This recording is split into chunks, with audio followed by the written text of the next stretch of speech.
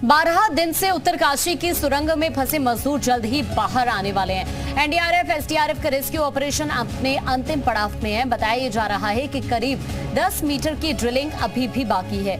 Rescue पूरा होने से पहले सीएम धामी मौके पर पहुंच चुके हैं। सीएम धामी ने आज मजदूरों से बात भी की है और उनका हाल भी जाना है। उधर रेस्क्यू के बाद की भी सारी तैयारी पूरी हो चुकी है।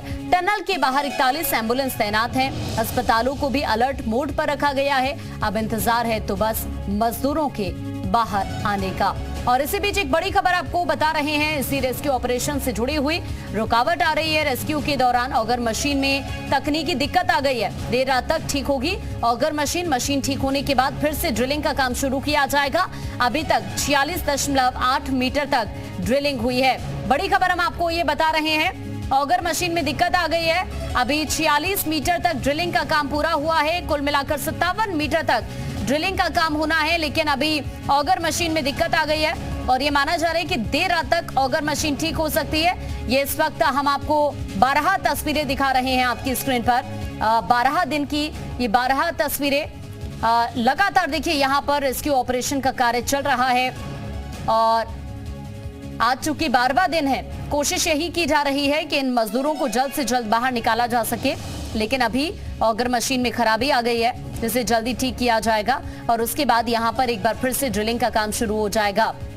अभी 9 से 10 मीटर का हिस्सा बचा हुआ है जिसे ड्रिल करना बाकी है, लेकिन अभी ऑगर मशीन में खामी आ गई है और उसे दुरुस्त कराने के बाद फिर से यहाँ पर ये जो रेस्क्यू ऑपरेशन है वो शुरू होगा। सीएम धामी भी मौके पर मौजूद हैं और वो पल पल की अपडेट्स भी ले रहे हैं लगातार अधिकारियों के साथ। एनडीआरएफ, एसडीआरएफ की टीम भी मौके पर मौजूद है। कोशिश यही की जा रही है कि जल्दी से जल्दी मजदूर बाहर आ पाए सुरक्षित। और इस वक्त ग्राउंड जीरो से अंजलि सिंह हमारे साथ जुड़ गई। अंजलि का सीधा रुख कर लेते हैं। अंजलि, अभी क्या स्थिति बनी हुई है? बताया जा रहा है ऑगर मशीन खराब हो गई है।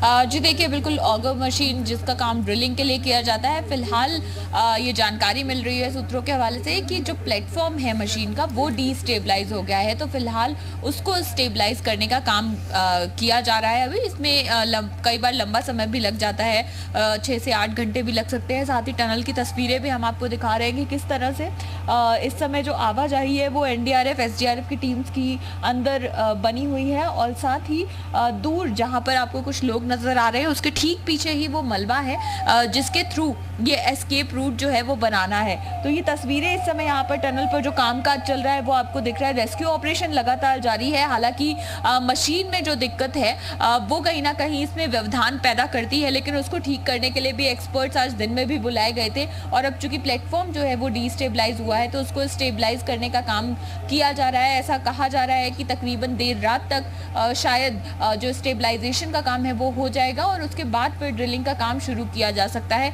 जहां तक बात करें अभी तक पाइप के जरिए एस्केप रूट बनाने की तो 46.8 मीटर तक जानकारी दी गई है कि एस्केप टनल जो है 800 mm के जो पाइप्स हैं वो पहुंच गए हैं इतनी डिस्टेंस तक। लेकिन ये पहले ही अधिकारियों ने कहा था कि 50 मीटर तक का जो डिस्टेंस है वो काफी क्रूशियल होगा, क्योंकि बीच में एक लोहा हो सकता है, कोई मशीन हो सकती है या कोई बड़ा ऑब्जेक्ट हो सकता है। तो उसी तरह का व्यवधान कल रात में भी देखने को मिला था, जब उम्मीद की जा रही थी कि देर रात तक शायद रेस्क्यू ऑपरेशन खत्म हो जाए। लेकिन उसी दौरान जब पाइप अंदर डालने का काम किया जा रहा था तो उस दौरान कुछ लोहे की रॉड्स जो हैं वो रास्ते में आई, जिनको काटने में लंबा वक्त भी लगा। हालांकि एनडीआरएफ के जो जवान हैं उन्होंने उसी एस्केप टनल से अंदर जाकर उन लोहे के पाइप्स को काटा और फिर वो रास्ता जो है क्लियर किया गया, जिसके बाद ड्रिलिंग का प्रोसेस आगे शुरू हुआ। लेकिन अब चूंकि ड्रिलिंग मशीन में ये दिक्कत आ रही है तो उसको भी अभी ठीक किया जा रहा है। लगातार यहाँ पर एक राहत की बात यह है कि लगातार जो अंदर फंसे हुए लोग हैं उनसे संपर्क स्थापित है। उनके खाने पीने की चीजें जो हैं वो लगातार अंदर भेजी जा रही हैं। मेडिकल से रिलेटेड उनको कोई चीजें चाहिए या किसी को किसी तरह की प्रॉब्लम है स्वास्थ्य से जुड़ी हुई तो वो भी सप्लाई जो है वो की जा रही है। और इसके साथ एक माइक्रोफोन भी अंदर भेजा गया था एनडीआरएफ की टीम की ओर से, तो उसके जरिए बातचीत भी हो पा रही है, काफी क्लियर बातचीत हो पा रही है। पहले एक पाइप के जरिए परिजन जो हमें बात करते हुए दिखाई दे रहे थे। ठीक है अंजलि, मैं वापस अभी आपके पास लौट रही हूँ। इस वक्त सुरेंद्र डसीला भी हमारे साथ जुड़ गए हैं। सुरेंद्र का भी रुख कर लेते हैं। सुरेंद्र, अभी चूंकि मशीन में दिक्कत आ गई है और ये माना जा रहा है कि देर रात तक ठीक हो सकती है, यानी हम ये कह सकते हैं कि कल सुबह तक कोई राहत की खबर सामने आ सकती है यहां से?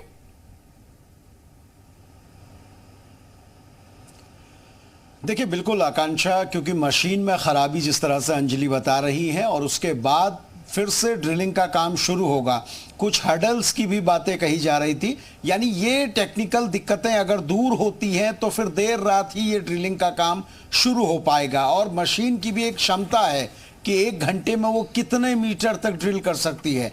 आमतौर पे ये कहा जा रहा है कि ये मशीन 5 से ज़्यादा मीटर तक 1 घंटे में ड्रिल कर सकती है, लेकिन यहाँ पर स्थिति ये है कि बीते 20 घंटों में हमने देखा था कि जो एवरेज निकला था उसमें 1 से 1.5 मीटर ही हो पा रहा था। तो इसलिए इसके बाद की स्थिति क्या होगी और ये देखना होगा। और दूसरी बड़ी बात यह है कि ड्रिल होने के बाद भी अगर पाइपलाइन बिछ जाती है, उसके बाद भी एनडीआरएफ की टीम जब अंदर जाएगी तो वहां जाने पर भी वक्त लगेगा। ऐसा नहीं होगा कि रास्ता बन जाएगा और तुरंत तमाम मजदूरों को बाहर निकाल दिया जाएगा।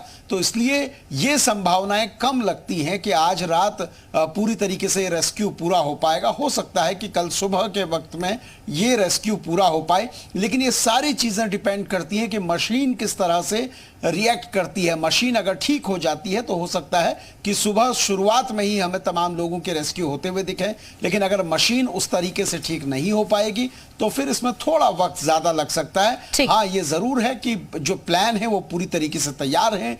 ग्रीन कॉरिडोर की बात की गई थी, वो तैयार है। हॉस्पिटल में 41 बेड का जो स्पेशल वार्ड है वो भी आकांक्षा तैयार है। ठीक है सुरेंद्र, शुक्रिया आपका। अंजलि, आपका भी शुक्रिया जानकारी और तस्वीरें साझा करने के लिए।